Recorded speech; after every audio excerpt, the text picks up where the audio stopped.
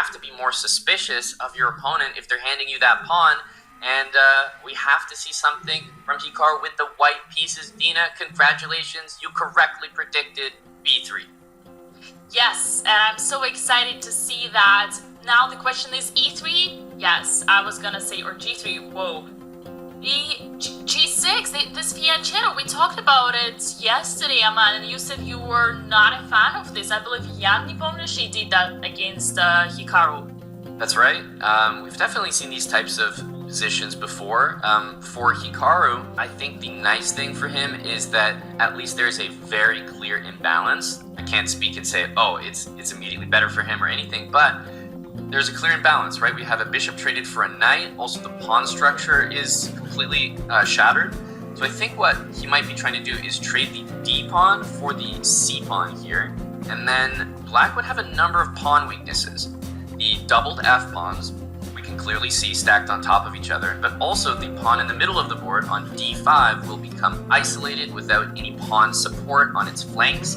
And so maybe even though he's going to be, lacking some central control and certainly lacking the bishop, which is a very strong piece in this soon-to-be open position, I definitely think he could try to play positionally against that d pawn, and that might be his plan here.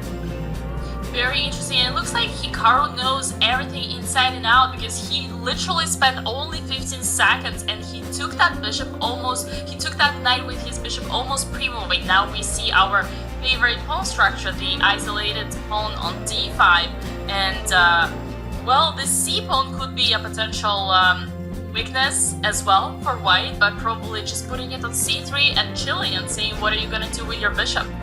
Yeah, that's absolutely right. Pawn to c3 will completely fix the d pawn. Great tip when any of us are playing against an isolated pawn like the d pawn. A lot of players, I think, make a mistake and they think, oh, it's isolated, it's got no support, let me attack it and win it. But usually what you need to do first is pin it down so it can't move. So, as you said, moves like c3, rook d1 are much more important, and once you hold it down, then you can start piling up the pressure. Now, there's definitely no big advantage to speak of here, but I have to say structurally, this is definitely a position that Hikaru can play. So we'll see how it develops here. Magnus cannot be unhappy with this opening. There's a positional deficit, but look how strong that black bishop is. There's pressure on c3 just as there is pressure on d5. I will add that I'm surprised by how fast Hikaru removed this knight, almost saying I don't want to trade because I want to play against your bishop and against your d5 pawn, and if you trade then I wouldn't just have enough chances to play for a win. Yeah, I'm not 100% sure if he's bothered by the trade, but you're right, it could be that he wants to maintain some pieces. Also, I think he's just kind of clearing the way. Like, he wants the knight to watch over the c3 pawn while he puts pressure on the d5 pawn, and he needs the knight out of the way in order to attack it. Yeah, and the only active plan here for black would be to push f4, potentially playing g5 and then f4, or somewhere sacrificing the f4 in order to make this pawn strong. But unlike any other typical isolated pawn structures, there is a c3 pawn, right? So even if the d pawn would be deviated, it would still, like d5 pawn would not become a passed pawn. It would still be an isolated.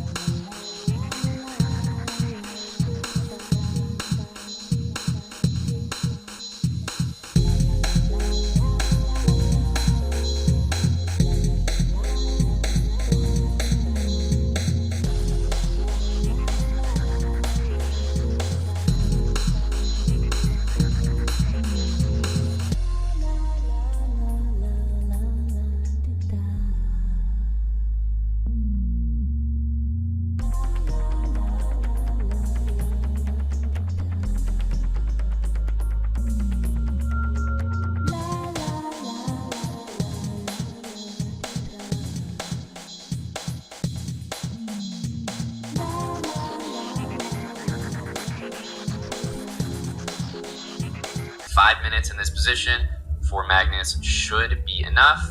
Yeah, that's right. A nice threat there with b5. And queen d5, white does not want to trade, but white should always watch out for b5. Similar to black, who should always watch out to the queen activation here. For now, king is covering all the squares. It looks like. Yeah, I would say that at this point, I know we keep talking about that moment missed, but to me, that was the biggest chance of the entire endgame. So really unfortunate that Hikaru, at the very least, didn't spend more time there, because you knew that he knew something was up there, right? He paused, started thinking, he was definitely looking at that exact thing. He must have misevaluated something, but okay, back to the live position here. He's obviously trying to squeeze something out of this. Notice how black's bishop is always on that square, just 2 squares in between the bishop and the knight. So any square the knight's trying to move to in a forward motion, I mean, it's just not possible. When the knight was sitting on d3, the bishop was on e6. So Magnus doing a good job so far containing the pieces. And if you take this knight and just place it anywhere on the board, unfortunately you cannot even find the right square for the knight where it would be powerful, other than on f6, of course. Just because, like, let's say even if you put it on d4, the bishop would always attack, and then the knight would have nowhere to go because of the pawns. How beautifully pawns are restraining the knight together with the bishop, making it perfect harmony. Yeah, let's take a moment to observe. Dark square bishop for Magnus, light square pawns everywhere. That's always going to be a pretty good combination. But Hikaru is really not risking anything in this position. He's playing on, he's up on time.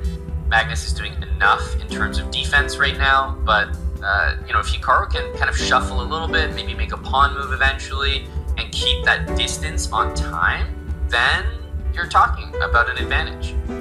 Yeah, although you notice how the time advantage already really low down to 30 seconds only. Yep, and pay attention, guys. I know we keep talking about that bishop and knight, but there are 2 squares in between them, and I guess that was that a repetition? Obviously, it must have been, right? That was no way that was 50 moves. So, I mean, the thing about threefold repetition is it's the same position